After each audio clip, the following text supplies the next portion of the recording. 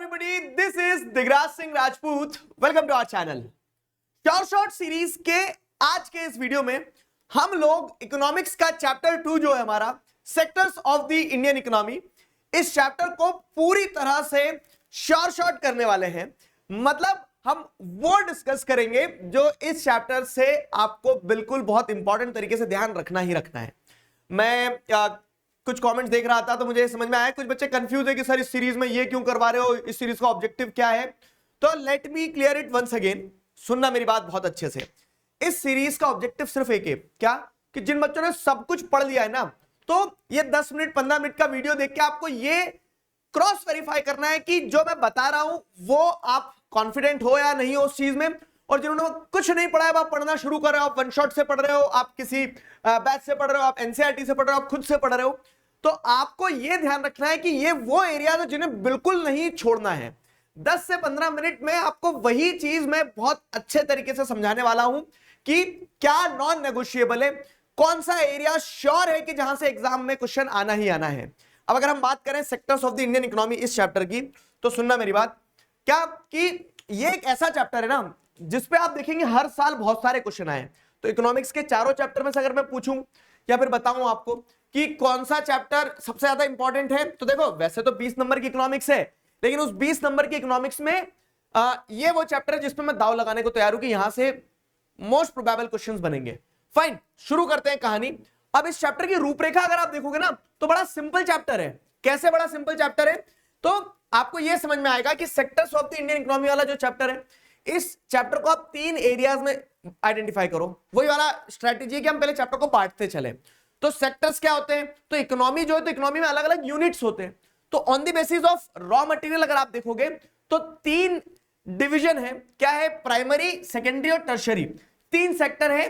किस हिसाब से, रॉ मटेरियल के हिसाब से 3 सेक्टर बनाए. ठीक है, रॉ मटेरियल के हिसाब से 3 सेक्टर बनाए. अब क्या होगा ना, देखो बेसिस बदलोगे क्लासिफिकेशन बदलता चले जाएगा. तो अभी हम देखेंगे कि इकोनॉमी में डिफरेंट बेसिस पे डिफरेंट सेक्टर है, लेकिन इस चैप्टर में आपको on the basis of raw material वाली चीज जो है इसको बहुत ज्यादा डिटेल में बताया है. On the basis of raw material वाली जो चीज है इसको बहुत ज्यादा डिटेल में बताया है. तो प्राइमरी, सेकेंडरी, टर्शरी सेक्टर है. अब अगर हम बात करें कि प्राइमरी सेक्टर में क्या हो रहा है, तो प्राइमरी सेक्टर में जैसे अगर आप देखोगे तो एग्रीकल्चर सेक्टर से जुड़ा हुआ है, सेकेंडरी सेक्टर इंडस्ट्रियल सेक्टर से जुड़ा हुआ है, टर्शरी सेक्टर जो है सर्विस सेक्टर से जुड़ा हुआ है. ये कहानी बताई गई है. अब इस कहानी के अलावा चैप्टर में यह बताया गया है कि तीनों सेक्टर जो है, तीनों सेक्टर में कौन सा सेक्टर सबसे ज्यादा ग्रो कर रहा है, उनसे जुड़े हुए इश्यूज, कैसे तीनों सेक्टर आपस में कनेक्टेड है.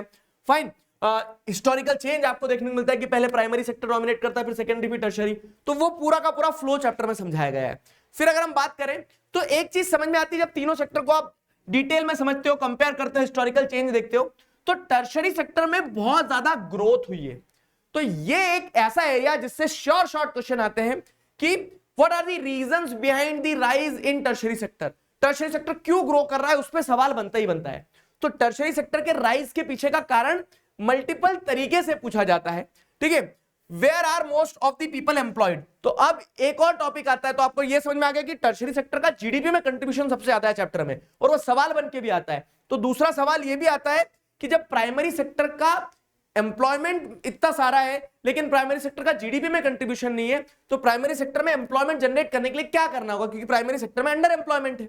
ठीक है, ये चैप्टर का फ्लो बता रहा हूं मैं आपको.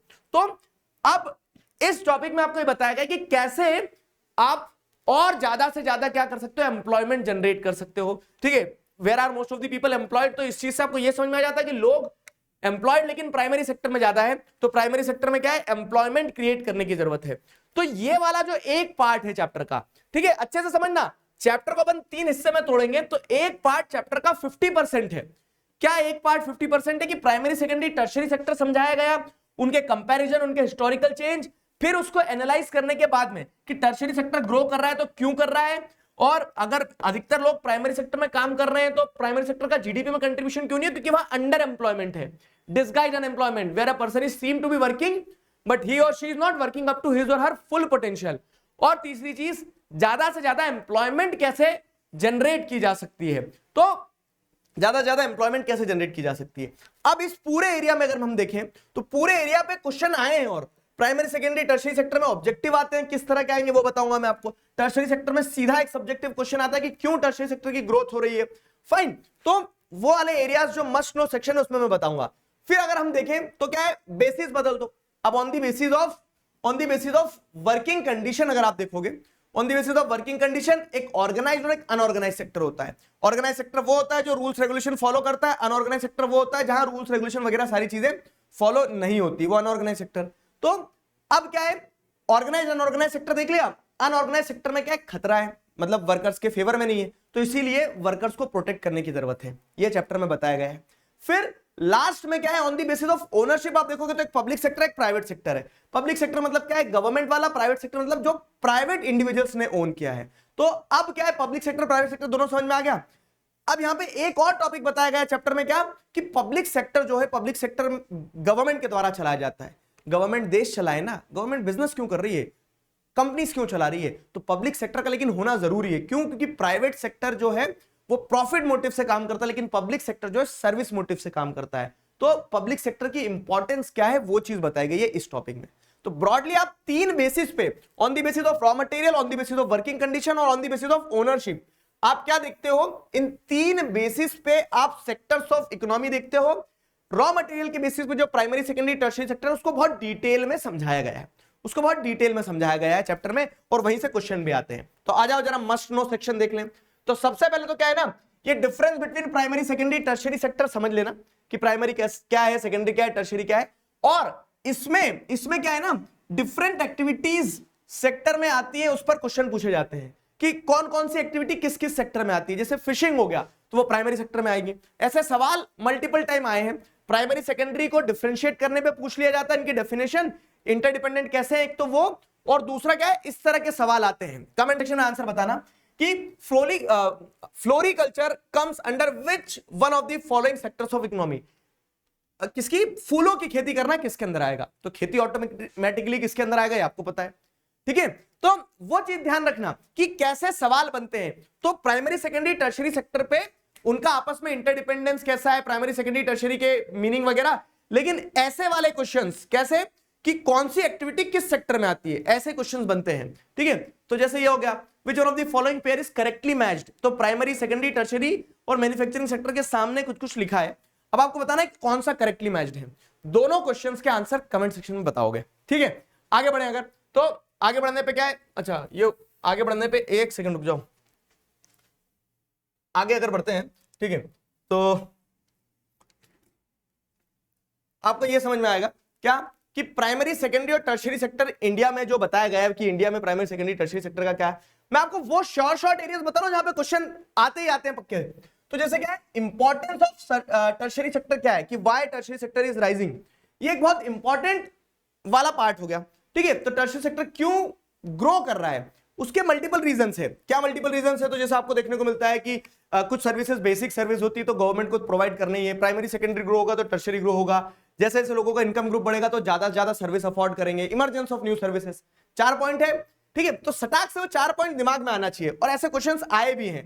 फिर उसके बाद क्या है ना, इसी टॉपिक से अगर हम देखें तो कैसे एम्प्लॉयमेंट जनरेट की जा सकती है रूरल एरिया में। हमने ये देख लिया प्राइमरी सेकेंडरी टर्शियरी सेक्टर, और टर्शियरी ग्रो कर रहा है तो क्यों ग्रो कर रहा है, इस पे क्वेश्चन बहुत आता है। और फिर कहां पे बहुत सारे लोग एम्प्लॉयड है, ये वो सारी चीजें छोड़ने के बाद में कि एम्प्लॉयमेंट कैसे जनरेट कर सकते हो, इस पे शॉर्ट आंसर टाइप क्वेश्चन एक एक नंबर में, जैसे वन वे बताओ जिससे आप सेमी रूरल एरियाज में एम्प्लॉयमेंट क्रिएट कर सकते हो, तो वो चीजें पूछी जाती है। फिर अगर हम ऑर्गेनाइज्ड अनऑर्गेनाइज्ड सेक्टर पे आए ना, तो ऑर्गेनाइज्ड अनऑर्गेनाइज्ड पब्लिक प्राइवेट, ये कुछ ऐसे टॉपिक हैं जिन पे डिफरेंशिएट वाले क्वेश्चन बनते हैं। और डिफरेंशिएट वाले के साथ साथ में क्या है कि अनऑर्गेनाइज्ड सेक्टर में वर्कर को कैसे प्रोटेक्ट किया जाए, फाइन, उस चीज पे क्वेश्चन बनते हैं। फॉर एग्जांपल जैसे एक सवाल आया, अनऑर्गेनाइज्ड सेक्टर को आइडेंटिफाई करो। आजकल क्या है, कॉम्पिटेंसी बेस्ड क्वेश्चंस आ रहे हैं, तो उसमें सिचुएशंस जो बनती है ना कि एक व्यक्ति वो काम कर रहा है ऐसा ऐसा, बताओ वो ऑर्गेनाइज्ड में या अनऑर्गेनाइज्ड में। तो ऑर्गेनाइज्ड अनऑर्गेनाइज्ड पे कह सकते हो कि आप सिचुएशन बेस्ड क्वेश्चंस बन सकते हैं, जैसे ये बना है, तो which one of the following is a feature of unorganised sector. तो अब आप बताएंगे इसमें से है कि ये अनऑर्गेनाइज्ड सेक्टर का इनमें से क्या एक फीचर है। तो ऑर्गेनाइज्ड अनऑर्गेनाइज्ड की कैरेक्टरिस्टिक्स समझ के कैसे सिक्योर करना है अनऑर्गेनाइज्ड सेक्टर में वर्कर को, वो उस चीज पे सवाल आए हैं, ठीक है, उस चीज पे सवाल आए हैं। क्लियर रहेगा ये। आगे अगर बढ़े हम, तो पब्लिक प्राइवेट सेक्टर जो है, तो पब्लिक प्राइवेट सेक्टर में वही डिफरेंशिएट, क्योंकि पूरे इकोनॉमिक्स में अगर आप देखोगे ना तो पूरे इकोनॉमिक्स में जैसे एक तो क्या हो गया फॉर्मल इनफॉर्मल सेक्टर वाला मनी एंड क्रेडिट का, ऑर्गेनाइज अनऑर्गेनाइज सेक्टर वाला दूसरा, और तीसरा ये पब्लिक सेक्टर प्राइवेट सेक्टर। ये तीन ऐसे टॉपिक्स हैं जिन पे डिफरेंशिएट बिटवीन वाले क्वेश्चन बन जाएंगे। तो सीधा डिफरेंशिएट बिटवीन वाले क्वेश्चन तो आएंगे ही, लेकिन उसके अलावा क्या हो सकता है, उसके अलावा अगर आपको पब्लिक सेक्टर अच्छे समझ में आ गया तो उसको ट्विस्ट करके भी अगर पूछा जाएगा तो बन जाएगा, समझे। तो पब्लिक प्राइवेट सेक्टर में difference in public and private sector और पब्लिक सेक्टर का क्या रोल है कंट्री के डेवलपमेंट में, यस ये वाला क्वेश्चन भी आया है। अब मैं आपको स्टार्टिंग में जो बोला था कि अगर चारों चैप्टर में से आप बोलोगे कि 20 नंबर की इकोनॉमिक्स आती है, लेकिन अगर किसी पे ज्यादा दाव लगाना है तो मैं इस चैप्टर पे ज्यादा दाव लगाऊंगा। कारण बता रहा हूं, उसका कारण ये है क्योंकि इस चैप्टर से सॉर्टेड है कि 3 एरियाज और 3 एरियाज में मल्टीपल टाइम क्वेश्चंस आए हैं प्रीवियस ईयर्स में, ठीक है। तो जैसे पब्लिक सेक्टर कैसे डिफरेंट है प्राइवेट सेक्टर से, एक सिंपल एग्जांपल दे रहा हूं मैं आपको, ठीक है। Contribution of public sector in economic development in country, ऐसे क्वेश्चंस क्लियर हुआ। अब कुछ प्रैक्टिस क्वेश्चंस मैं आपको दे रहा हूं जो आपको क्या करना है ना, जो आपको एक तरीके से याद कर ही लेना है। तो पहला ये हो गया तीनों सेक्टर्स और कैसे इंटरडिपेंडेंट है, टर्शरी सेक्टर क्यों ग्रो कर रहा है ये एकदम याद कर लेना, ठीक है। ज्यादा एम्प्लॉयमेंट कैसे जनरेट की जा सकती है 3 क्वेश्चन, ठीक है। ऑर्गेनाइज अनऑर्गेनाइज के बारे में 4 क्वेश्चन और पब्लिक सेक्टर प्राइवेट सेक्टर के बारे में 5 क्वेश्चन। 5 क्वेश्चन मैंने आपको दे दिए जो आपको क्या करना है, रट लेना है एकदम, फाइन। तो ये चैप्टर का अपना क्या हो गया, एक तरह से मोटा माटी जो एरिया कवर करना था हमने वो कर लिया है, शॉर्ट कर लिया कि यहां से अगर सवाल आएगा तो हमें बनेगा, फाइन। अब नेक्स्ट वीडियो में मिलेंगे अगले चैप्टर के साथ, तब तक क्या करना है, तब तक आपको मुस्कुराते रहना है, ये चीजें बता रहा हूं मैंने रिवाइज करते चलना है। सारे पीडीएफ्स वगैरह सब मैं आपको टेलीग्राम पे दे दूंगा, टेलीग्राम चैनल आपको डिस्क्रिप्शन में मिल जाएगा। अभी के लिए साइन ऑफ करते हैं, signing off with this, together we can we will, thank you very much.